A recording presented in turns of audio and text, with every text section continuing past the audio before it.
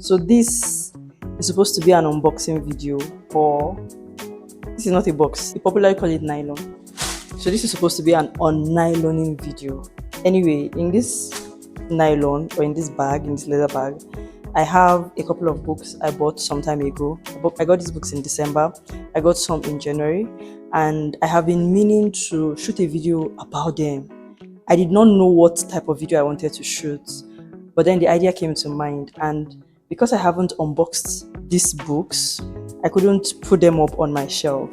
And so it's time to unbox these books that I bought. Phew. So I'm super excited about I'm super excited about this particular video. And I got these books in December. Okay, in December I put some money aside, and it was 100,000 naira, and I told myself that I was going to use the whole 100,000 naira to buy books. And so I went book shopping, and I was able to get, at the time I got books worth 86,000 naira, because they did not have some of the books on my list. And so in January, I ordered 4 more books, and these are the books. So in this video, what I'm going to be doing is to show you, or show you every single book that I got, and tell you the reason why I bought these books. Okay, so let's get started with the video. I have these wipes with me because some of the books are dusty, and so I'm going to be using it to clean some of the books. So the first on my list is God's Generals by Robert Liardon. And God's Generals is a 4-part book. So there's a volume 1, volume 2, volume 3, and volume 4. And God's Generals is sort of an old book, or an old series. And I'm not sure why I have not read this book. I'm not even sure why I've not read the book. But I'll tell you what inspired me to get God's General. So for some years now, I have been very particular or very intentional with my walk with God, or my Christian faith. And one of the intentions that I have had is that I do not just want to be a Christian for the sake of being a Christian. I don't just want to be a Christian because my parents are Christians. For a very long time, I have been seeking encounters, I have been seeking personal conviction, and those personal convictions have led me to buy this book called God's Generals. I have told myself, I have told myself for a very long time that I want to live a victorious Christian life. I don't want to live a defeated Christian life. I want a Christian life that has results. I want to be able to defend my faith. And one of the reasons, or one of the things I told myself to do, is to read books from other people who have walked this faith and see their own evidences and be inspired by their own stories. And so I went online to search for, some of these books, and God's Generals was on the list, even though I know that every Christian should read God's Generals. So that's one of the reasons why I got God's Generals. Over the years, I have also been very particular about career books, self-help books, and all of those. I wasn't really intentional with buying books that centered around my faith. And so I told myself that I was going to read a lot more books centered around the Christian faith. And that's another reason why I got God's General. So the other parts are inside. I will show us as we continue. So this one is titled Never Lead Alone, 10 Shifts from Leadership to Teamship by Keith Ferrazzi. And the reason why I got this book is because of the unit I am heading in church. So I am the team lead social media and communications in church. And for a very long time, the unit has not been as solid as I really want it to be, or as I desire it to be. And so I have been seeking solutions. I've been praying about it.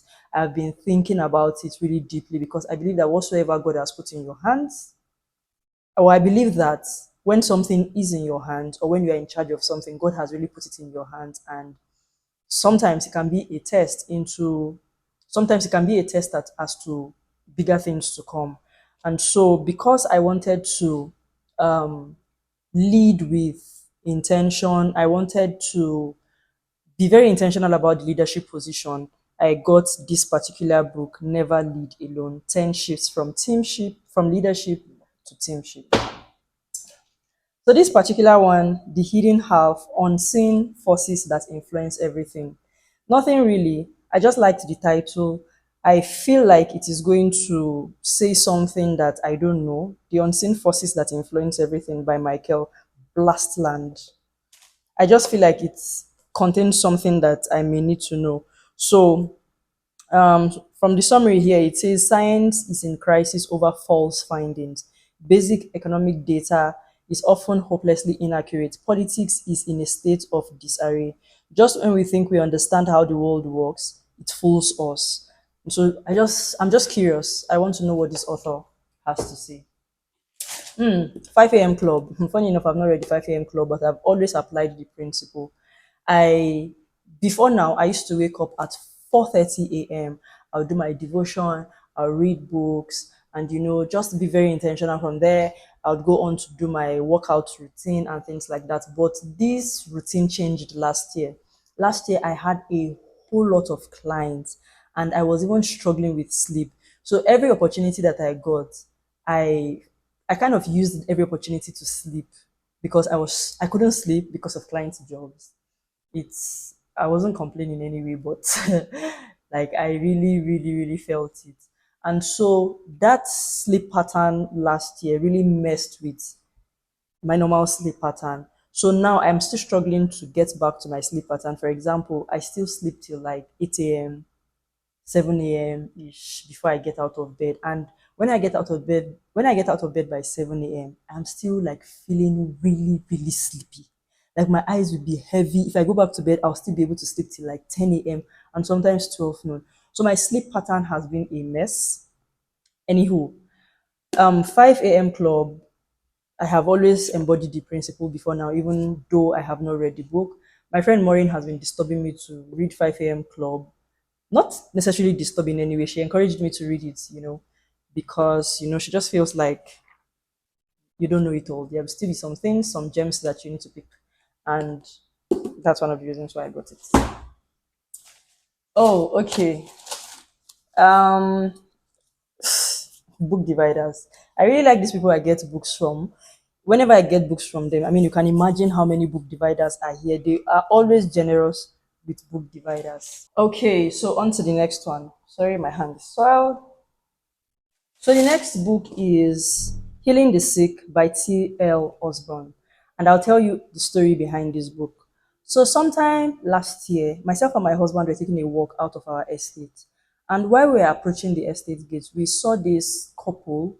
I don't know if they are husband and wife, but it was a man and a woman, and they were just walking together. The woman had partial stroke. And as we were walking behind her, I just felt this deep urge or this deep calling or this deep feeling to just walk up to this woman and pray for her. So it felt like I should just go up to her and tell her to give me her hand, and I should hold her and pray for her. And then doubt came in. So while we were walking behind her, I just started to pray. I was praying for her. And then we passed and, walked past the couple. So after I walked past the couple, I noticed that my husband was also, whispering some things. And then I turned and asked him, "What are you doing? Are you praying?" He said, "Yes." He was praying for that particular lady with the stroke. And then I told him that I had this very strong feeling to walk up to her and pray for her. And then he was like, "You should have." I said, "I don't know why. I just, walked past her." And I strongly believe that if I had walked up to her to say a prayer for her, I don't know, something would have shifted. Even if she did not receive her healing, which I believe she would have received her healing, it would have touched something, because I believe that God works in very mysterious ways, and our duty is just to obey. Our duty is to follow instruction and allow Him do the work. And so I felt really bad, and I couldn't remember her face anymore. Of course, we are new in the estate, so I couldn't remember the woman or anything. And we had already walked past, and so that's one of the reasons why I went to get this book. I want to hear other people's stories and other people's experience and how they have handled situations like that. Okay, this book is titled How Spies Think, and it was written by David Omand. How Spies Think was influenced by Maureen. Maureen bought this particular book when we went book shopping sometime last year. She started reading it and she said she didn't like the book. But when she got the book, I was fascinated by the title of the book, How Spies Think, and I had told myself I was going to get the book. But after she said she did not like the book, just thought, okay, I must see for myself. That lady that says, I must see for myself. So I really just want to see for myself, and that's why I got How Spies Think. 10 lessons on in intelligence. Okay, the next book is Jesus the Healer by W. Kenyon. And again, I am just intentional about my Christian faith going forward. I mean, I'm going to be having children very soon. I I'm going to indoctrinate them. They are going to be indoctrinated. So this is road to indoctrination. High performance habits. Anybody who knows me knows that I am very intentional about high performance. I'm intentional about excellence.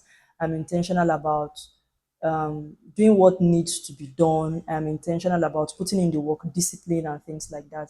And so, any book that revolves around critical thinking, around performance, around execution, I really love to just read them. And so, when I saw High Performance Habits by Brendan Burchard, I thought to get it. One of the books that I have bought or read on high performance is Seven Habits of Highly Effective People, and that book changed my life. Think and Grow Rich, Napoleon Hill. I have not read this book. Who doesn't want to be rich? So this book I have been struggling to buy the book because some of my friends tell me not to buy it, other people say I should buy it. And again, I just want to see for myself.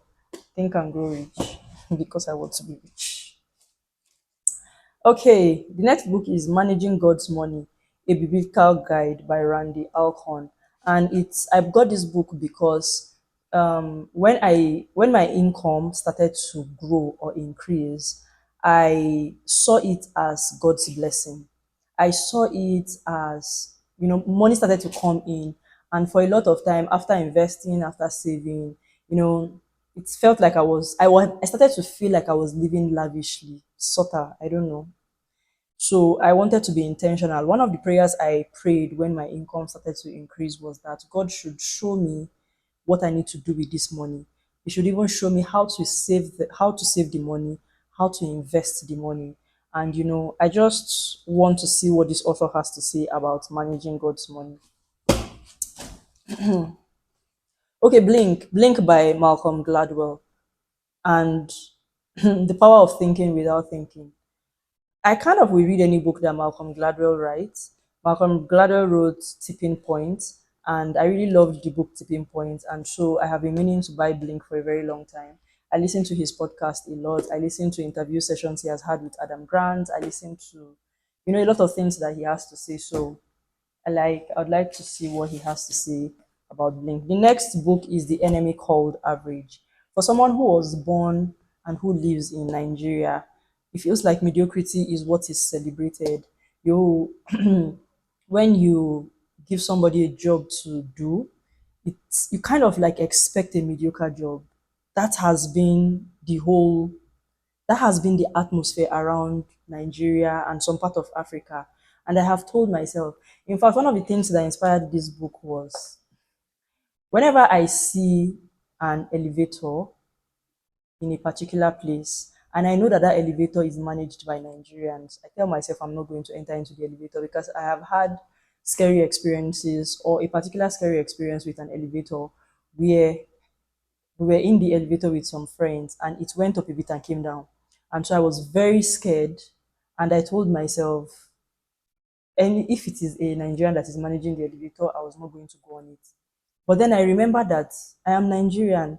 And if I say that, it means that every other person shouldn't patronize me or every other person shouldn't um, buy from me, shouldn't patronize my service because I am Nigerian. And so I told myself that I was going to intentionally make sure that I deliver excellent service on anything that I do. And so that's one of the things that inspired this book, The Enemy Called Average. Okay, so the next book is Hidden Potential, The Science of Achieving Greater Things. And anybody who knows me knows that Adam Grant is one of my favorite authors. I like to listen to his podcast, Rethinking. And I used to go on morning run before. I stopped sometime last year. I need to get back to it. Whenever I go on my morning run, I listen to Adam Grant and I love the set of people he brings on his podcast. Like, he just bring new perspectives to things that you already know. And then when you hear these people, you're just like, damn, I never thought of it that way. So that's one of the reasons why I really like Adam Grant. He's such a calm person, articulates his thoughts properly, and just helps you see a different perspective. I have one of his books, Think Again. I listen to his podcast a whole lot. And so anything Adam Grant writes, for now, I'm going to read it. So the next book is Barack Obama, The Audacity of Hope. And I, again, heard of this book when I listened to one of Adam Grant's podcasts where he invited a particular prime minister, on that particular podcast. And he was asking this particular prime minister of, what inspired him? How did he know he was going to do well, in politics and in leadership? And this prime minister mentioned that he read this book, The Audacity of Hope by Barack Obama. And, he just talked about the insight he learned from Barack Obama, all the things that Barack's father had told him or he had learned from his father. And, when he shared some of those insights, like some of the insights are about solitude, how to withdraw from the general public to just hear yourself sometime. He talked about that. Um, he talked about believing in yourself, but from a different perspective. And I told myself, I want to read it for myself. And that's why I got The Audacity of Hope.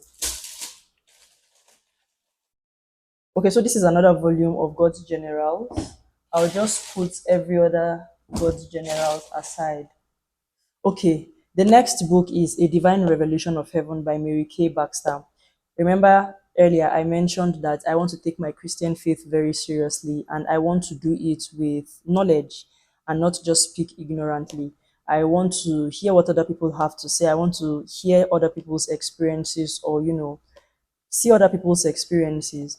And that's one of the reasons why I got this book. As a matter of fact, I went online to do a research on books about Christian faith that will help you see the supernatural power of God at work in on earth. Like I searched for books around wanting to know or wanting to see, wanting to read about the experiences that people have had, like some kind of supernatural experiences that they have had and they have documented it.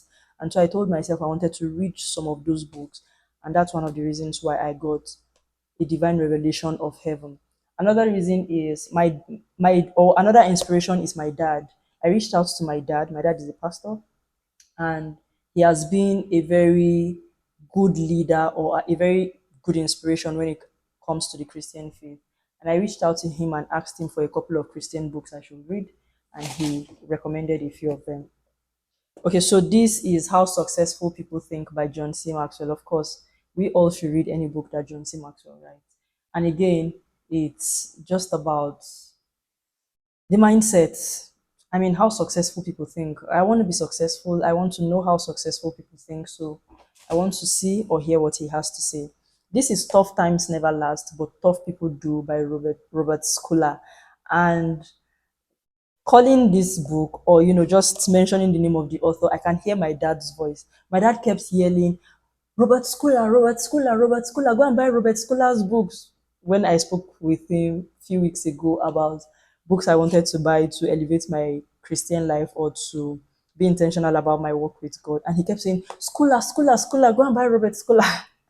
And so that's why I got this book. Funny enough, while I was growing up, my dad had this book at home, Tough Times Never Last. I used to pass this book on the couch, sometimes on the shelf, and I never read this book. And now I'm paying for it by buying it.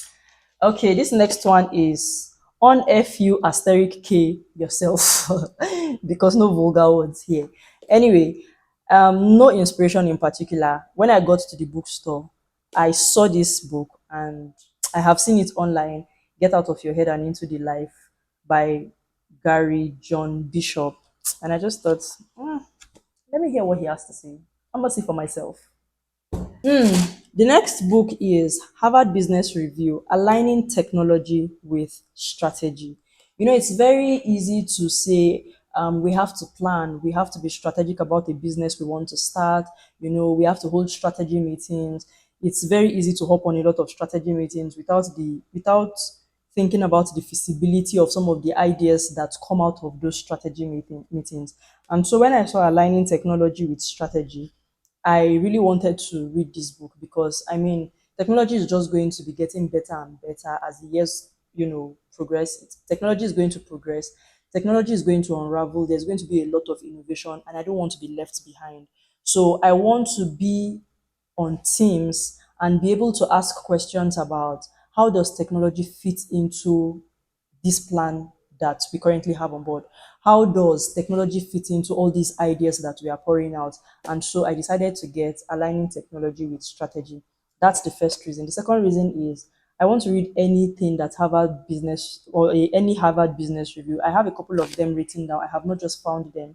And so when I found this one, I quickly grabbed it.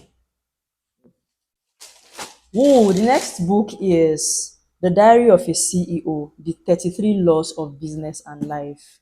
And first off, I one of my favorite podcasts is The Huberman Lab by Andrew Huberman, and it is a science-based podcast. And I like Andrew Huberman's podcast because Andrew Huberman breaks down science-related concepts into everyday life. For example, when you hear things like dopamine, it was Andrew Huberman that broke down the concept of dopamine for me. That whenever I'm having dopamine rush, I can literally pinpoint it. I can literally pinpoint it and tell myself, this is dopamine. I have elevated, or my dopamine level has skyrocketed beyond its threshold.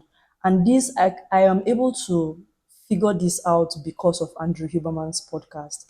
Now, because of the nature of Andrew's podcast, Maureen recommended Stephen Bartlett's podcast to me.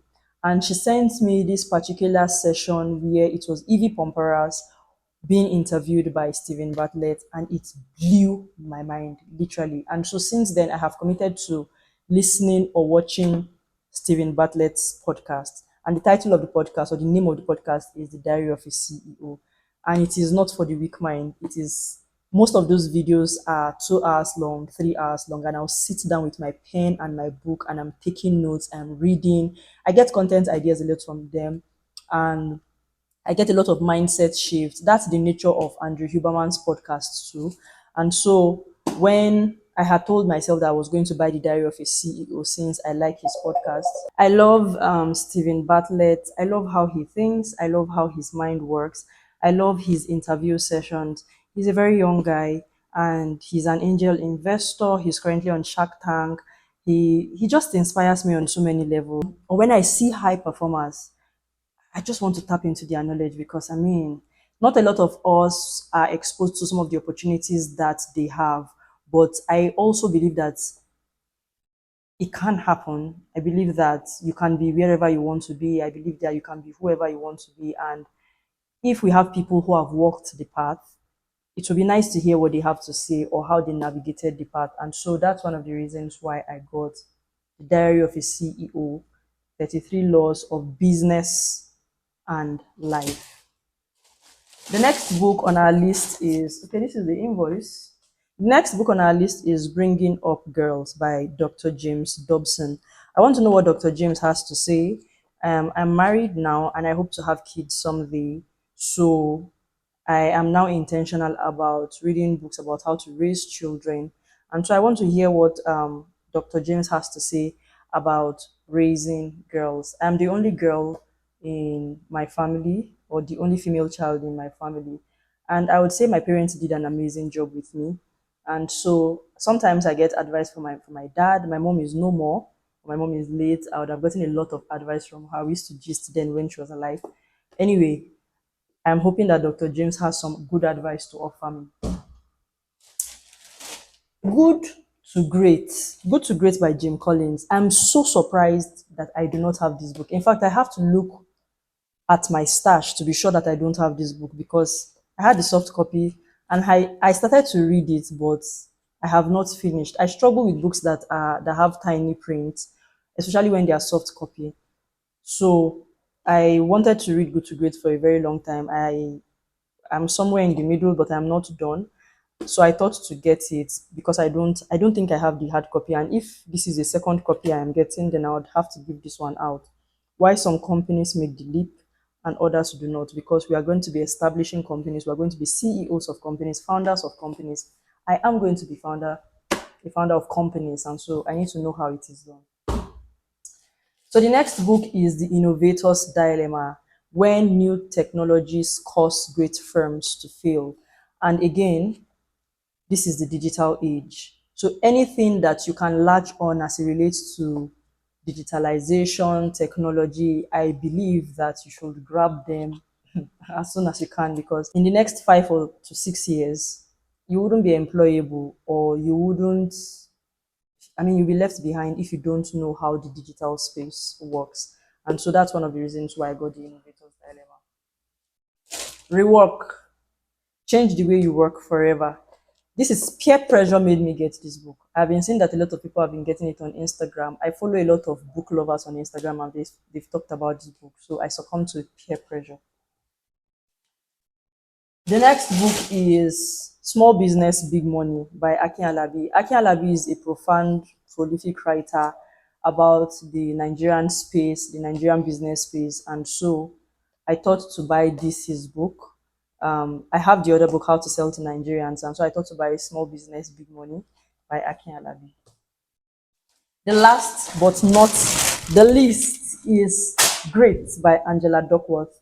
And it is why passion and resilience are the secrets to success. It's crazy. Some authors say passion is not the secret to success. Other authors say passion is the secret to success. And so when I saw this book, it is countering the title anyway, because sometimes when you read, you now get more perspective.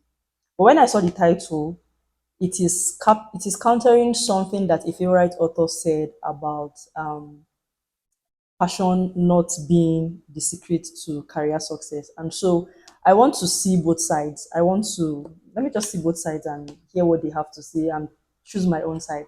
And that's one of the reasons why I got Grit. I have two more books that I got, but they were already on my shelf. And so I thought to get them. Talent is never enough. And I got this book because I have seen a lot of talented people who are not successful. And so I just want to be able to have things to tell them. I don't think I'm such a talented person. I know a lot of people around me who have certain gifts that I don't have. And sometimes when I see them slacking or lagging on those gifts, I'm like, what are you doing with your life? And so that's why I got Talent is Never Enough. And it was written by John C. Maxwell. This book is titled Shoe Dog. I call it Shoe Dog Night. I don't know why keep calling it Shoe Dog Night. The name of the author is Phil Knight, and he is the founder of Nike. And I know his story. I have listened to a lot of podcasts about his story. I have listened to a lot of interviews about him. And I just wanted to read his memoir. And so that's the reason why I got this book he wrote, Shoe Dog Night by Phil Knight. It's about how he started, or how the passion for Nike and for making shoes came about. And that's why I got this book. How many books do we have? 1, 2, 3, 4, 5, 6, 7, 8, 9, 10, 11, 12, 13, 14, 15, 16, 17, 18, 19, 20, 21, 22, 23, 24, 25, 26, 27, 28, 29, 30 books in total. I hope to read all these books. And when I'm done reading these books, you are going to have to come and pay me for consultation sessions, because we have to recover the money we used in buying these books. Anyway, I've come to the end of this video. And one advice I have for you is that read. You don't know it all. When you read books, you'll be amazed at the kind of perspectives that you would see. You'll be amazed at the kind of mindset shift that you will have. And I always advocate putting yourself out there on social media. One of the ways by which you can consistently have things to talk about on social media is by reading books. I get a lot of content ideas from reading books. And over time, I'm going to be sharing the book of the month. I do that on my Instagram page, my Facebook, my LinkedIn page, and on my WhatsApp status. I share the books of the month, and these books are going to be a part of them. So until I come your way another time in my next YouTube video, keep reading, don't stay ignorant.